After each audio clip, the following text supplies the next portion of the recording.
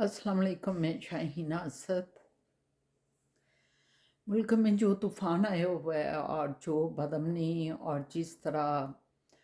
ये गैर कानूनी चीज़ें हमारे सामने आ रही हैं, उससे हमें यही लग रहा है कि मुल्क में जो है इस वक्त मार्शल लॉ है और मार्शल लॉ की तरह का सारा निज़ाम चल रहा है। और अगर मार्शल लॉ जो जनरल आसिम मुनीर जो हैं अलान उन्होंने मार्शल लॉ का नहीं किया, मगर वो जो कार्रवाइयाँ हो रही हैं वो सारी की सारी मार्शल लॉ की तरह हो रही हैं। और ये जो उन्होंने एक इम्पोर्टेड गवर्नमेंट बाजवा साहब की बरकरार रखी हुई है और एक जो 90 दिन के बाद इलेक्शन जो होना था वो नहीं किया गया, आइन को तोड़ दिया गया। और ये आइन को तोड़ना जो है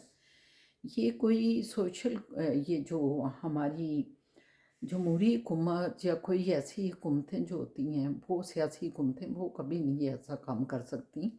ये काम मार्शल लॉ करता है, आज तक वही कानून को तोड़ता रहा है, वही आइन को तोड़ के अपने कब्जा करके अपनी हुकूमत को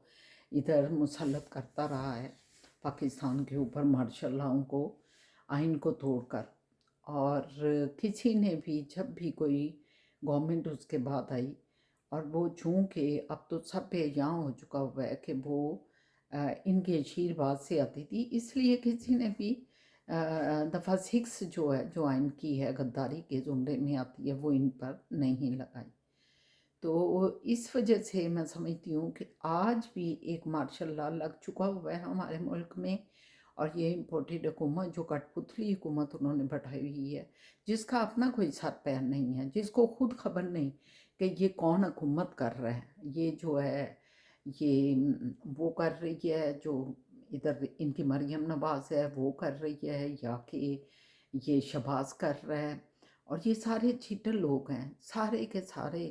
ये मुलज़म लोग हैं, मुजरम लोग हैं, सारों के ऊपर मुकदमात हैं। सब जो हैं वो मतलब हाई कोर्ट के और अवाम के इस वक्त चोर हैं।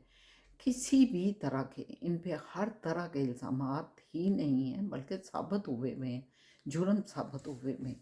तो अब ये समझ नहीं आ रही कि ये जो है ये गवर्नमेंट मरियम सफदर चला रही है या शहबाज चला रहा है, या ये जो इन्होंने एक्सपायर्ड हुई जो सूबाई हुकूमतें हैं पंजाब की और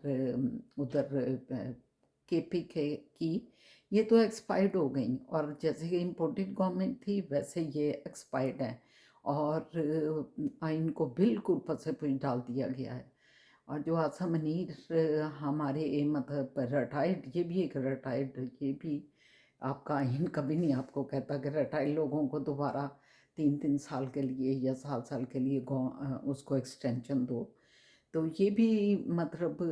आइन तोड़ने की एक सूरत हाल है जो आपके सामने है। और पिछले दिनों परसों की बात है, ये जो है ये लाहौर गैरिजन के इन्होंने फौजियों से वहाँ खिताब किया और उसके बाद इन्होंने जो है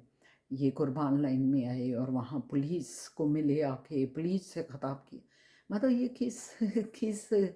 अपनी हदूद को तोड़ कर किस हैसियत से इस तरह फिर रहे हैं। और जो हमारे सियासी अदारे हैं, जो पाकिस्तान के अदारे हैं, उसमें जाकर दखल दे रहे हैं और उनको ऑर्डर दे रहे हैं। तो इसका मतलब है कि ये मार्शल लॉ है, लेकिन सामने एक कठपुतली गवर्नमेंट बता दी गई है ताकि यही लगे कि मार्शल लॉ नहीं है। लेकिन जो भी कुछ हो रहा है इस वक्त जो है इमरान रियाज को गिरफ़्तार कर लिया गया और फिर वो ऐसा गायब किया कि उसका पता ही नहीं है कि वो किधर चला गया और किधर नहीं। और बाकी सबको पता है, लेकिन आवाम को नहीं बताना उन्होंने कि वो किधर गया है और वो कहाँ नहीं गया।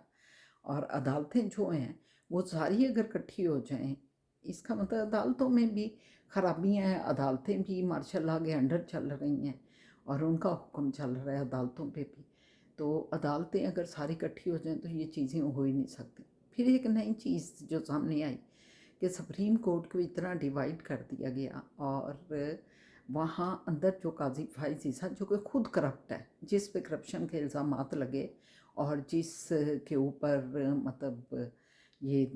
पेशियाँ भी उसने भुगती, इस सिलसिले में मुकदमा भी हुआ सुप्रीम कोर्ट में। लेकिन खोसा साहब से मिल के ऊपर से प्रेशर पड़ा मार्शल लॉ का, تو انہوں نے کہہ دیا کہ اس کا کیس جو ہے بند کر دیا جائے اور جوڈیشل سلامتی کونسل میں نہ بھیجا جائے اس کے کیس کو۔ اب وہی جو خود ایک کرپٹ جس کو چیف جسٹس بنانا ہے بندیال صاحب کے بعد،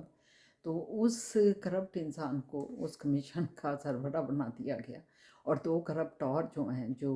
متنازع ہیں، میں ان کو کرپٹ نہیں کہتی کیونکہ میں اتنا بڑا لفظ اپنی عدلیہ کے خلاف نہیں بولوں گی، لیکن جو متنازع ہیں،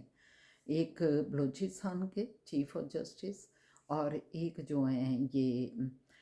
اسلام آباد ہائی کورٹ کے چیف جسٹس، ان دونوں کو ساتھ شامل کر کے تو قاضی فائز عیسیٰ کو کیا یہ مریم صفدر نے جو ہے یہ پروگرام پیش کیا ہے کہ کمیشن بناؤ، اور یہ آڈیو جو ہے نا ان کی جو لیک ہوئی ہیں عمران خان کے متعلق جو لیک ہوئی ہیں، جو ثاقب نثار سابق چیف جسٹس جو ہیں ان کی، اور خواجہ رحیم جو ایڈوکیٹ ہیں ان کی، پھر بندیال صاحب کی ساس کی، اور ایک ان کی دوست کے ساتھ باتیں ہو رہی ہیں، اور اسی طرح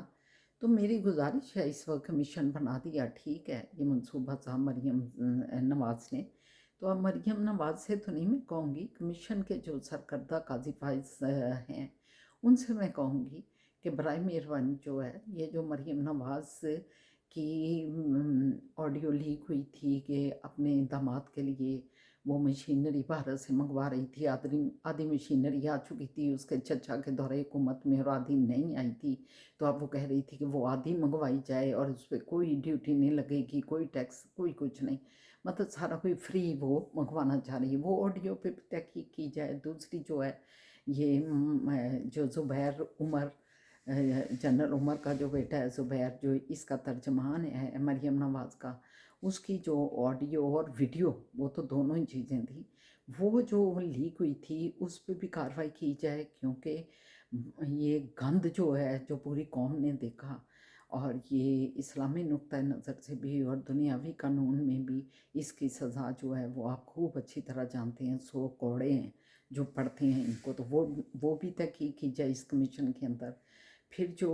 اس کا مریم کا اور ایک انکل ہے جو ننگا ہو گئے اپنے آپ کو دکھا رہا تھا، اس کی آڈیو اور ویڈیو کو بھی لیک کیا گیا اور اس کی بھی تحقیق کی جائے۔ اسی طرح اس کا انکل جی اسحاق ڈار جو ہیں جنہوں نے پورے ملک کو تباہ و برباد کر دیا، ان کی بھی ایک آڈیو آئی تھی، اس کی بھی تحقیق کی۔ اس طرح کی بے شمار ادھر سے بھی مطلب آڈیوز ہیں،